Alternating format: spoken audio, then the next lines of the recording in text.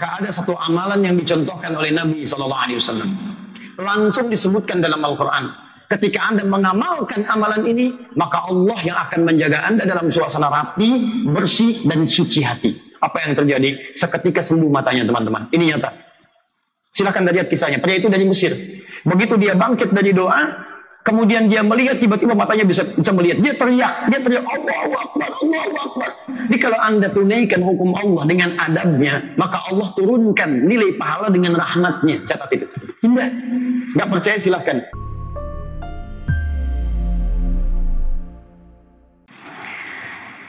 Wa yadkhulu ala syaikh kamal al-ikhtisal. Dan hendaklah seorang penuntut ilmu masuk ke majlis ilmu, menghadap kepada gurunya dengan penampilan yang baik. Mutanawwifan bima dzakarnahu fil muallim, mutatahhiran musta'milan lis-siwak. Masyaallah. Ini diperinci lagi. Diperinci lagi. Kalau tadi persiapan masih di luar, kemudian akan masuk kembali. Kenapa Imam An-Nawawi menekankan kembali? Kata Imam An-Nawawi, kalau sudah bersiap Anda kemudian dari tempat Anda berangkat, penampilan sudah baik, pikiran-pikiran sudah dibersihkan. Ketika akan masuk ke majelis ilmu, kalau kita di depan pintu nih, begitu mau masuk lagi, siapkan kembali penampilan, rapikan lagi. Rapikan lagi. Di barangkali di jalan, sebagian pakaian misalnya ada suasana agak lecak sedikit. Ada yang hijabnya ketiup angin sehingga mesti dirapikan misalnya. Ada suasana yang kemudian mesti dibersihkan kembali. Kata Imam An-Nawawi, pastikan kembali Anda rapi, Anda baik sebelum masuk kepada syekh Anda di majelis ilmu itu. Jadi begitu Anda masuk, syekhnya melihat suasana sudah enak. Penampilan jamaah yang enak memberikan juga pengaruh kepada guru yang mengajar. Imam Abu Hanifah pernah melihat suasana mengajar. Salah satu muridnya dalam keadaan tidak tenang. Mohon maaf, kadang begitu mengajar, penampilannya tidak maksimal, kurang fokus. Lihat sana, sini, kadang-kadang mundur, kadang-kadang maju. Dan ternyata satu saat, padahal orang ini awalnya fokus, baik belajar. Tiba-tiba berubah. Dan keesokan harinya tidak ditemukan dia di majelis ilmu. Tidak ditemukan. Apa yang terjadi? Penasaran gurunya. Nah ini sifat guru yang baik itu seperti itu. Jadi begitu mengajar kadang melihat siapa yang belajar. Sampai kadang-kadang tahu, oh ini si fulan duduknya di sini. Ini si fulan asalnya dari sini. Kadang-kadang tidak bertanya pada orangnya, dia cari tahu itu siapa, ini siapa. Dan diperhatikan bagaimana perkembangannya. Dulu saya ketika datang dari luar dan ke Indonesia di awal pertama, saya datang kunjungi para ulama. Ya, kemudian minta nasihat. Datang ke sini, ke sini, ke sini, sampai bahkan kami datang ke Aceh. Ya, terus kita cek lagi. Ya, saya hafal nasab begini, apakah ini benar atau tidak? Kita datang sampai ke ujung Jawa, kita datang sampai ke beberapa tempat, kita kunjungi para ulama. Salah satu guru kemudian menasihati, salah satunya ini sangat indah sekali. Anda siang mengajar, dan Anda malam mendekat kepada Allah Subhanahu wa Ta'ala. Menangislah mohon kepada Allah Subhanahu wa Ta'ala. Doakanlah murid-muridmu. Mintalah kepada Allah supaya apa yang kau ajarkan bermanfaat dan sampai ke dalam lubuk hati yang paling dalam. Teman-teman, ada kalimat yang sangat indah yang beliau sampaikan. Kamu bisa mengajar siang hari, tapi kamu tidak bisa menguasai hati siapapun. Maka yang paling indah ketika engkau mengajar siangnya, bertawakallah pada Allah di malam harinya. Dan itu manfaatnya luar biasa. Luar biasa. Dan Imam Abu Hanifah itu lebih dahsyat daripada itu. Ketika mendapati muridnya satu tidak ada, tiba-tiba ditelusuri sampai ditemukan dari mana dia berasal. Ditemukanlah kemudian, dijemput oleh bapaknya. Kemudian bapaknya ditanya, Syekh, kenapa Anda ambil anak Anda saat dia sedang sibuk belajar? Kata bapaknya, apa faedah belajar di sini? Kalau dia kehilangan penghasilan yang telah kami dapatkan selama ini. Jadi rupanya bapaknya ngambil anak ini untuk bantu dia berdagang. Karena ketika anaknya ikut majlis ilmu, dia kehilangan sekian rupiah kalau kita dari anaknya yang ikut belajar itu. Kata Imam Abu Hanifah, Masya Allah, berapa yang dihasilkan dari keadaan anak ini? Kalau kita misalnya 10 juta ketika dia bergabung membantu saya. Kata Imam Abu Hanifah, bagaimana kalau setiap bulan saya berikan 10 juta bagi Anda dan anak-anak tetap belajar dengan saya? Imam Abu Hanifah. Saya baru bisa bagikan buku Imam Abu Hanifah, bagikan 10 juta. Itu luar biasa teman-teman sekalian. Luar biasa. Dan itu indah, karena Abu Hanifah memang punya latar belakang yang sangat luar biasa. Beliau asalnya pedagang, punya bahan-bahan yang cukup, punya bekal yang cukup, sehingga keadaan muridnya pun sangat diperhatikan oleh beliau. Di segala hal, yang bisa membuat kita teman-teman fokus. Jadi kadang-kadang itu akan membuat dan berpengaruh kepada keadaan guru. Anda semangat, guru lebih semangat. Anda fokus, guru lebih fokus. Anda tidur, guru pengen cepat selesai. Sama. Di kadang-kadang keadaan fokus Anda yang baik dan penampilan sempurna, justru itu yang bisa membantu kualitas ilmu keluar dengan lebih baik. Paham sampai sini? Baik. Jadi ini gambaran yang kedua. Ini ada mutanawwifan dengan mutatahhiran, itu beda. Mutanawwifan dengan mutatahhiran. Jadi ada nadhafah, ada taharah, itu lain. Nadhafah dengan taharah. Bismillah. Kalau nadhafah itu bersih luarnya. Pakaian bersih, peci bersih, jilbab bersih, sepatu bersih, kaos kaki bersih, itu nadhafah. Orangnya disebut nadhif namanya. Ini penting, walaupun kelihatan kecil, tapi Anda akan sangat butuhkan ini. Orangnya nadhif namanya, nadhif. Pak nadhif, bapak yang sedang menjaga kebersihan. Bersih. Kalau ia senantiasa ingin tampil bersih, kotor, bersihkan lagi. Debu, tepikan lagi. Lecek, setrika lagi. Maka rubah kalimatnya dari nadhif jadi mutanawwif. Mutanawwif. Mim, ta, nun, dha, fa. Mutanawwif. Nah, yang pertama, fokus baik-baik. Ketika Imam An-Nawawi menyebutkan bersih dari danas, jamaknya adnas, maka kebersihan ini salah satu wujudnya bersih secara fisik. Bersih fisiknya, Imam An-Nawawi faqih, sangat paham dalam bahasa. Beliau mendorong penuntut ilmu, jangan cukupkan pada suasana nadhif. Keadaan bersih, satu kali bersih. Jadi misal dari rumah, pakaian bersih. Sudah, merasa yakin bersih, bersih. Kata Imam An-Nawawi, jadilah mutanawwif, jangan jadi nadhif. Apa itu mutanawwif? Pastikan bersih keadaan kita. Dari rumah mungkin bersih, di jalan kena debu, sebelum masuk bersihkan lagi. Dari rumah peci lurus, saat masuk mau ke majelis ilmu agak bengkok, bersihkan lagi, rapikan lagi. Itu yang dimaksud dengan mutanawwif. Orang yang selalu memaksimalkan penampilan dirinya dalam keadaan bersih dan rapi. Dua, taharah. Suci, bersih dalamnya.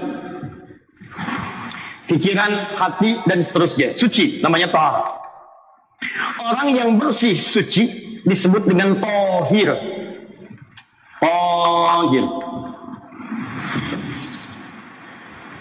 Orang yang selalu menjaga kesucian diri, Maaf teman-teman sekalian, fokus. Begitu ada prasangka kurang baik, tepikan. Di antara prasangka misalnya, ustadznya datang nggak ya? Saya mau datang, ustadznya datang nggak? Kemarin aja kajian nggak datang kan? Ketika Anda memikirkan hal demikian dan masuk suasana negatif, membuat Anda pesimis, bersihkan. Insya Allah hadir. Niat saya karena Allah. Mau datang atau tidak ustadznya, nggak ada urusan buat saya. Yang penting Allah ridha dengan saya. Bersihkan. Bagaimana nanti materinya ya? Manfaat gak? Bersihkan. Bismillah. Ketahui, pahami, datang. Begitu Anda membersihkan suasana hati kita, membersihkan suasana luar kita, maka orang yang seringkali membersihkan suasana hatinya disebut dengan mutatahhir.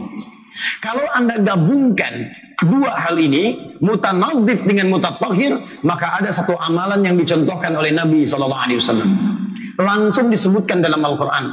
Ketika Anda mengamalkan amalan ini, maka Allah yang akan menjaga Anda dalam suasana rapi, bersih, dan suci hati. Jadi ketika Anda mulai kotor, otomatis Anda akan bersihkan. Ketika suasana hati mulai nggak enak, otomatis Anda akan rapikan kembali, sucikan kembali. Ada satu amalan yang diajarkan oleh Quran. Apa amalan ini? Karena nggak disebutkan di sini. Amalannya tercantum di Quran surah ke-5, ayat yang ke-6. Ini bisa Anda praktikkan atau ajarkan kepada anak-anak juga. Ya. Di suasana yang selalu menjaga kita supaya bersih, kemudian supaya rapi. Quran surah 5 ayat ke-6. Ditafsir di Quran surah kedua Al-Baqarah. Surah kedua Al-Baqarah. Ayat 222. Sudah? Ayat 222. Ujung ayatnya. Fokus. Saya ke Al-Baqarah dulu. Ayat 222 di ujung ayatnya. Innallaha yuhibbut tawwabina wa yuhibbul mutatahhirin. Allah sangat mencintai orang-orang yang selalu ingin bertobat, memperbaiki diri, Jadi orang tobat disebut dengan taib. Orang yang berusaha terus tobat disebut dengan tawab namanya. Dan Allah menerima itu semua. Jadi kalau Anda misalnya pernah salah, kemudian Anda ingin kembali kepada Allah, Anda bertobat, disebut dengan taib.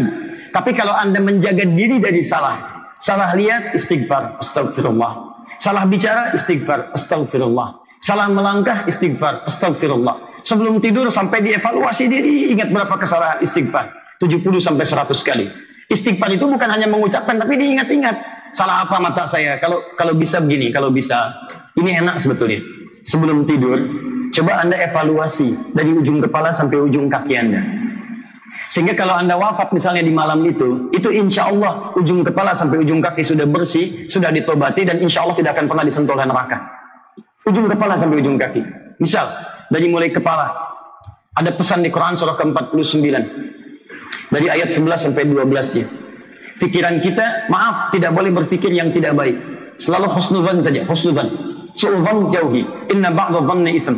Sebagian dari prasangka itu dosa. Teman-teman, coba ingat-ingat di keseharian itu, berapa banyak kita berpikir yang tidak baik. Kemudian turun ke mata. Quran surah 24 ayat 30 sampai 31. Berapa kali dalam sehari mata kita lihat yang salah? Berapa kali lihat handphone, gambar-gambar yang tidak tepat? Kemudian ke samping ke telinga. Berapa kali telinga kita dengar kalimat-kalimat yang tidak baik?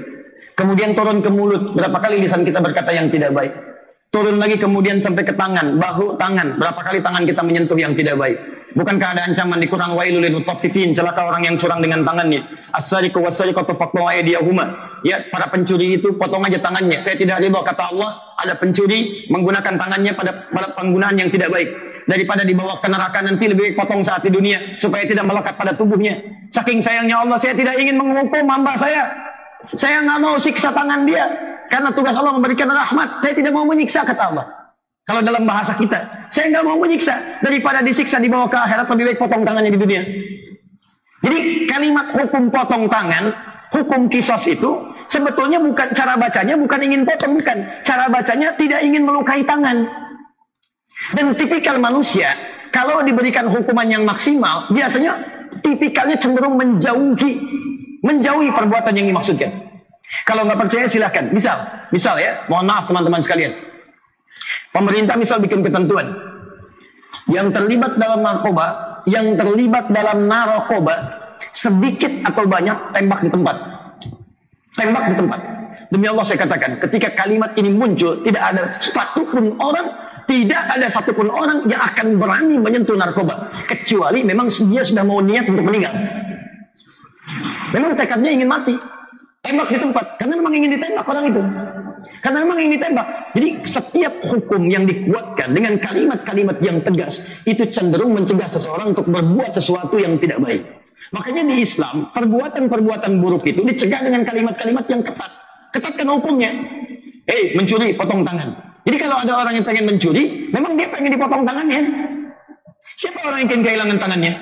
Orang yang sadar, orang yang sehat, tidak ingin kehilangan tangannya. Makanya ketika dia akan ngambil hak orang lain, dia mikir dulu. Taruhannya dahsyat. Ini memang cuma gelas. Tapi gelas bukan punya saya. Kalau saya ambil gelas ini, potong tangan, mahalan tangan saya daripada gelas. Akan mikir dia. Sama. Bunuh orang lain, tembak lagi. Masya Allah. Kalau suasana seperti itu, alhamdulillah. Lapas, kosong. Terbantu di situ. Paham, tidak akan ada pembunuhan. Tidak akan ada pencurian dan sebagainya. Kenapa? Karena orang mikir dulu dan seterusnya dan seterusnya. Nyaman. Kembalikan teman-teman sekalian. Nah ini kembali kepada perbuatan tadi. Apa yang dimaksud perbuatannya? Taubat. Orang yang sering taubat disebut dengan tawwab. Yang kedua, mutatahhir. Orang yang mutatahhir, Anda datang ke majelis ilmu mutatahhir. Anda datang misalnya ke masjid mutatahhir. Anda datang ke rumah mutatahhir. Itu dicintai oleh Allah Subhanahu wa taala. Masuk majelis ilmu punya wudu dulu. Begitu akan buka buku lagi di rumah dalam keadaan berwudu. Atau praktekkan lebih luas ke kantor dengan berwudu. Ibu masak masih punya wudu. Anak kita belajar punya wudu. Demi Allah saya katakan pada Anda, orang yang selalu menjaga wudunya, cinta Allah melekat pada dirinya. Ketika cinta Allah melekat pada dirinya, ibu yang cinta pada anak saja tidak akan membiarkan anaknya menimpa keburukan pada dirinya. Begitu lisannya berbuat kasar, ibunya menegur dia. Itu kata-kata tidak baik. Begitu matanya melotot, ayahnya langsung menjewer telinganya. Kenapa melotot? Nah demikian, ketika Allah mencintai kita, maka Allah akan selalu menjaga kita dari perbuatan maksiat. Kaki akan melangkah pada yang tidak baik, Allah akan tahan, diarahkan pada yang lain. Anda akan mendapatkan proyek yang haram, hati Anda akan diluruskan. Jangan, itu tidak baik berada di sana. Taruhan kamu akan ada keburukan. Mata Anda akan melihat yang maksiat, dipalingkan oleh Allah. Dibuat kejadian seperti anak yang dijewer. Kadang-kadang ban mobil Anda tiba-tiba mengalami kempes. Tiba-tiba di jalan ada kemacetan, dialihkan Anda. Menurut bahasa manusia, aduh telat saya datang ini, nggak bisa tanda tangan proyek. Menurut Allah, kamu tidak tahu ada keburukan di proyek itu. Saya alihkan dari proyek ini kepada proyek yang lain. Indah. Nggak percaya silahkan. Mulai hari ini, jaga wudhu Anda dengan baik. Jaga wudhu Anda. Kalau tidak mungkin berwudhu, silahkan Anda tayamum. Karena ayat itu melanjutkan dari wudhu kepada tayamum. Dari wudhu kepada tayamum. Dan hampir tidak ada orang wudhu tidak menjaga penampilan terbaiknya. Selalu wudhu yang baik akan menampilkan penampilan yang terbaik. Pasti itu. Ya. Saya tutup terakhir. Mutatahiran musta'milan lissiwak. Ya. Dan kalau ingin sempurna lagi, kata Imam An-Nawawi, terbiasa juga bersiwak dia. Ya, membersihkan keadaan mulutnya. Dan Nabi menyampaikan, laula an asyqa ya ala ummati la amartuhum bisiwak kulli salat. Kalaulah tidak menjadikan berat bagi umatku, saya akan perintahkan mereka untuk selalu bersikat gigi. Membersihkan giginya terkhusus dalam keadaan setiap salat. Ya, dalam membersihkan gigi ini, kata Imam An-Nawawi, maksudnya menyikat gigi, menyertainya dengan wudu dan seterusnya, itu bukan hanya disertakan dalam ibadah-ibadah seperti salat, tapi ibadah-ibadah yang punya esensi sama dengan salat. Esensi salat mencegah perbuatan keji dan mungkar. Esensi belajar pun menjaga kita dari perbuatan keji dan mungkar. Esensi salat menghadirkan ketenangan. Esensi belajar mendapatkan ketenangan. Bukankah di hadis Muslim nomor hadis 2010 ada kalimat Nabi, majtama'a qaumun fi baitin min buyutillah. Tidak pernah orang berkumpul di satu tempat di antara rumah Allah untuk belajar. Yatsluna kitab Allah. Di situ dia membahas kitab Allah. Wa yatadarasunahu fima bainahum. Kemudian dia belajar mendiskusikan kandungannya. Illa, kecuali Allah akan memberikan 4 hal pada dirinya. 1, nazalat alaihimus sakinah, diberikan ketentraman dalam jiwanya. Di taklim yang bagus itu, taklim yang memberikan ketenangan pada jiwa Anda. Jadi kalau Anda belajar dengan guru manapun, hati Anda tidak tenang, dan ada tampilan kasar dari pribadi Anda, berarti ada yang salah dalam pembelajaran di majlis itu. Ingat baik-baik ya, salat itu hasilnya ketenangan. Salat itu disebut zikir. Quran surah ke-20 ayat ke-14. Innani anallahu la ilaha illa ana fa'budni wa aqimi salata lidzikri. Kata Allah kepada Nabi Musa alaihi salam, "Hei Musa, saya Tuhan, saya Allah. Tidak ada Tuhan yang layak disembah kecuali saya. Sembah saya. Bagaimana menyembah kamu ya Allah? Wa aqimis shalah, tunaikan salat dengan sempurna li dzikri, sebagai zikir kepada saya." Apa fungsi zikir ya Allah? Quran surah 13 ayat ke-28. Ala bi dzikrillahi tatmainnul qulub. Yakinkan pada jiwamu, kalau zikirmu benar, hatimu akan tenang. Hati akan tenang. Tatmain itu tenang. Makanya dalam salat ada tatmain, namanya tumakninah. Tumakninah itu dari kalimat tatmain. Itma'anna yatma'innu tumakninatan. Tumakninah, ruku' tumakninah, ruku' yang tenang. Sujud tumakninah, sujud yang tenang. Ruku' dan sujud yang tenang melahirkan karakter yang tenang. Dibawalah beraktivitas. Dan di antara manfaat majlis ilmu, lihat baik-baik, nazalat alaihimus sakinah, diturunkan ketenangan pada jiwa-jiwa orang yang belajar. Itu poinnya. Itu poinnya. Jadi kalau teman-teman bisa menjaga itu dan bisa menghasilkan itu, maka akan nyaman kehidupan kita. Nyaman kehidupan kita. Ya. Saya kembalikan. Ini sudah nasihat yang keempat, farighal qalbi minal umuri syaghilah. Kosongkan keadaan hati dari suasana-suasana kotor yang menyertainya. Saya sudah bahas. Ya. Saya selesaikan sebentar ya, karena ini bagian terakhir supaya bulan depan gak dibahas lagi ya. Saya selesaikan, saya minta waktu barangkali 10 menit. Setelah itu kemudian kita bisa selesaikan dan insya Allah kita tunaikan salat syuruk ya. Saya baca cepat. Wa an la yadkhula bi ghairi istidhan idza kana syekh fi makanin yahtaju fihi ila istidhan. Jangan sampai Anda masuk ke satu majlis yang khusus sifatnya. Jadi nanti ada majlis itu ada 2. Ada majlis umum, ada majlis khusus. Ada kajian umum, ada kajian khusus. Kan Anda suka dapat jadwal ya. Kajian misalnya khusus, kajian sifatnya umum. Ada kalangan terbatas yang hadir, yang dibatasi dengan kepentingan tertentu. Bukan ingin membatasi orang-orang, tapi memang suasananya terbatas misalnya. Bisa. Ada kajian sifatnya misalnya terbatas untuk wirausaha. Anda masuk dalam golongan itu, Anda terdaftar di dalamnya. Tiba-tiba Anda profesi lain misalnya, Anda dokter atau diplomat birokrat ingin bergabung pada kajian khusus itu. Maka sifatnya berbeda dengan kajian umum. Kalau kajian umum semua orang bisa datang, nyaman. Duduk, datang, duduk, datang, duduk. Yang ini tidak. Kata Imam An-Nawawi, jangan sampai Anda masuk bergabung pada kajian khusus kecuali meminta izin terlebih dahulu untuk hadir di dalamnya. Ingat baik-baik ya. Di numpang masuk kajian, pada kajian yang sifatnya khusus, dengan walaupun niat Anda baik, tapi Anda tidak masuk dalam keadaan adabnya, maka semua ilmu-ilmu yang sampai diberikan pada saat itu tidak akan hadir keberkahan pada diri Anda. Tidak akan berkah. Ini kelihatan sederhana, awas, kelihatan sederhana, tapi sangat dalam di dalamnya. Sangat dalam sekali. Ini kalau dibawa ke dunia kampus, Anda jurusan fisika, pengen ikut ke kelas matematika, dan Anda tidak terdaftar di situ. Ingat, jangan ngotot Anda masuk ke dalamnya. Tiba-tiba Anda masuk ke situ, menikmati pelajarannya, dan di situ kata Imam An-Nawawi, Anda masuk belajar dalam keadaan yang kurang adab. Boleh Anda bergabung dengan catatan minta izin ke dosennya, Pak, saya dari jurusan lain, boleh nggak mendapatkan manfaat dari pelajaran Bapak di sini?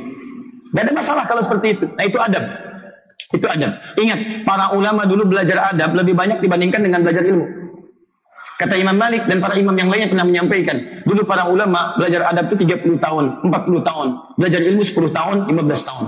Bahkan ada yang mengatakan, kalau saya tahu keutamaan adab seperti ini, saya ingin belajar adab selamanya sebelum belajar ilmu. Karena dalam yang sangat menentukan apakah ilmu itu akan kuat melekat dan bermanfaat atau tidak, salah satunya itu adabnya. Dan silahkan Anda cek semua para ulama, termasuk sahabat di masa Nabi Sallallahu Alaihi Wasallam, itu belajar adab terlebih dahulu dibandingkan belajar ilmu. Bahkan Nabi Sallallahu Alaihi Wasallam itu diajari oleh Allah adab terlebih dahulu sebelum ilmu. Yang bukan Nabi tidak beradab, paham ya? Silahkan cek. Anda mau sholat ada adabnya. Dari pakaian diatur. Ya, Quran surah ke-7 ayat 31 ada adab. Ya bani Adam khudhu zinatakum inda kulli masjid. Hei anak cucu Adam, setiap ada panggilan dari masjid kenakan pakaian terbaikmu. Adab salat diantaranya pakai pakaian terbaik. Anda dapat undangan dari manusia, sebentar lagi nih Ahad banyak acara. Di antaranya resepsi, undangan dari manusia. Anda sampai pilih-pilih pakaian, sampai ada yang dijahit berbulan-bulan dulu, sepatunya pesan dulu hanya untuk memenuhi undangan manusia. Adab Anda pada manusia dimaksimalkan. Kenapa Allah yang mengundang Anda 5 kali dalam sehari nggak ada adab? Ada manusia yang mengundang Anda 5 kali dalam sehari. Pak, kami hari ini ada pesta 5 kali Pak ya. Jamnya jam 7 pagi, yang kedua 12 ya, yang ketiga jam 3, yang keempat jam 6, yang kelima jam 8 Pak. Tolong Bapak datang ya. Datang nggak ada. Tapi Allah menggunakan 5 kali dalam sehari, lebih daripada makhluk. Kali nggak ada saingannya. Kenapa adab kita berkurang di situ? Anda masuk ke resepsi manusia, maaf. Resepsi datang sekali, cuman salaman aja, prasmanan nggak bisa nambah. Masya Allah, proposal nggak dikabulkan pada saat itu. Anda datang ke Allah yang menciptakan Anda, memenuhi kebutuhan Anda, menyehatkan Anda, memberikan rezeki kepada Anda. Kenapa adab kita berkurang? Cek ya. Orang musyrik saja salah ibadah. Ini dalam persepsi kita umat Islam ya. Silakan. Ini hari apa? Silakan cek. Hari ini aja lihat ya. Orang mau ibadah saja, yang dalam persepsi kita salah ibadahnya. Pakaiannya begitu bagus. Ada yang laki-laki pakai jas, perempuan pakai kebaya, anaknya dipakaikan pakaian baru, rambutnya dikuncir, bawa manisan, Masya Allah. Salah ibadah saja. Kenapa kita yang benar ibadahnya berkurang adabnya? Adab teman-teman. Sholat, haji pakai adab. Coba lihat, sebelum Anda berangkat haji, nanti kan ada musim haji nih. Hal pertama yang diberikan oleh Quran itu bukan uang yang dibawa ke sana, bukan pakaian yang disebutkan, bukan materi, tapi adab. Quran surah kedua ayat 197. Anda mau haji. Al-hajju asyurun ma'lumat. Faman farada fihinnal hajja adab. Fala rafata. Wala fusuqa. Wala jidala fil hajj. Haji telah kami tentukan waktunya. Siapa yang sudah siap keberangkatannya, maka cari bekal dia sebelum berangkat. Apa bekalnya? Lihat baik-baik. Fala rafata. Bawa bekal adab sebelum berangkat. Jangan sampai lisannya berkata yang kotor saat haji. Ingat, kalau Quran katakan fala rafas, jangan berkata kotor. Artinya saat haji akan ada suasana yang memancing Anda berkata yang kotor. Begitu sedang tawaf padat, tiba-tiba kesikut. Tuh, yang sikut kalangan Afrika, dasar hitam. Wow, Masya Allah. Kotor. Kotor. Padahal ketika Allah menciptakan warna kulit itu kemaslahatan. Keluar kalimat kotor. Padahal mungkin dia tidak sengaja. Keinjek orang, sok kuat lu. Masya Allah. Samping Ka'bah. Yang paling bahaya adalah, mohon maaf, ketika kesingkirkan, awas putaran berikutnya giliran saya. Masya Allah. Punya rencana bahkan. Sudah buruk wafat. Wala fusuq, perbuatan yang menyimpang. Salah pandang, perbuatan menyimpang. Tidak sedikit orang salah saat tawaf. Awas hati-hati. Selfie, perbuatan menyimpang. Selfie saat ibadah. Nggak ada orang ibadah selfie. Nggak ada. Kalau Anda mau selfie setelah ibadah, nggak silahkan. Sholat itu ibadah. Apa ada orang sedang sholat dia selfie?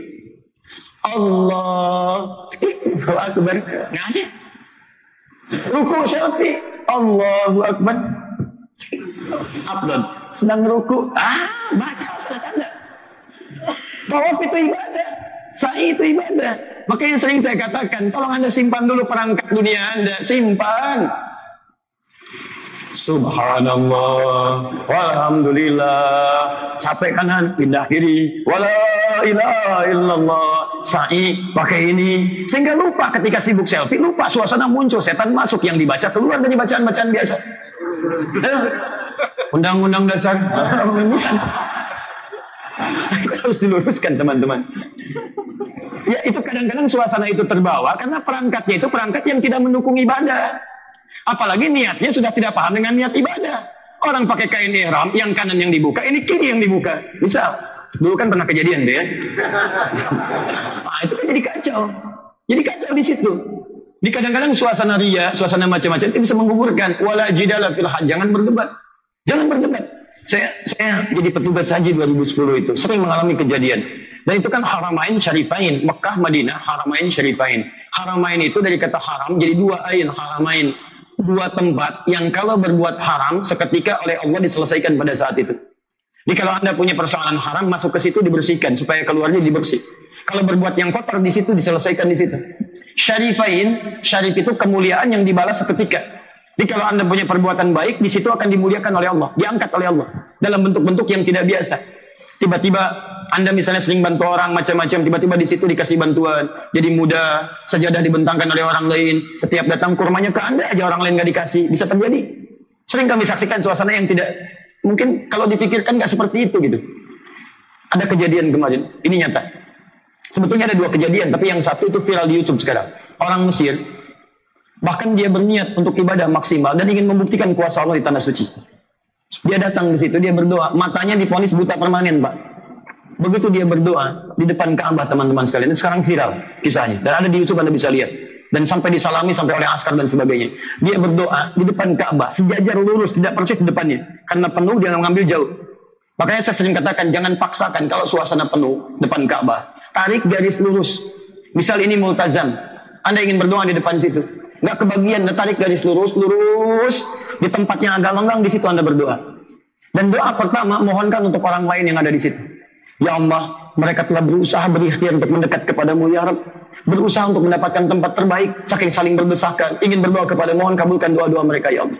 Dan hamba pun berkeinginan bersama mereka, tapi hamba tidak ingin menyakiti mereka, ya Allah. Hamba ingin memberi kesempatan pada mereka mendekat kepadamu, ya Rabb. Maka seperti engkau kabulkan doa mereka, mohon kabulkan doa kami, ya Allah. Orang ini berdoa, ya Allah, sembuhkan mata saya.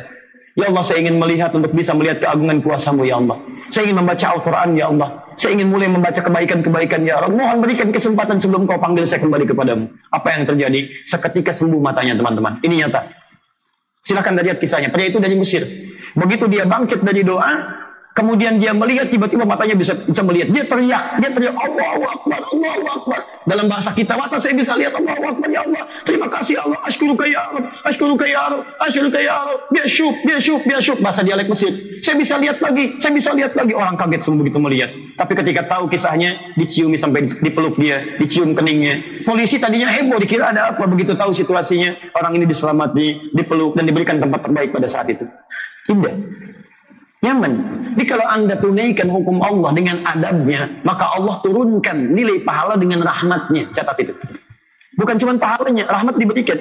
Anda masuk ke masjid, jaga adab masjid, Allah turunkan rahmat di situ. Makanya ketika Anda masuk, Anda meminta rahmat. Allahumma ftahli abwaaba rahmatik. Anda masuk ke tanah haram dengan rahmat, maka Allah berikan rahmatnya kepada Anda. Masuk dengan adab, diturunkan rahmat.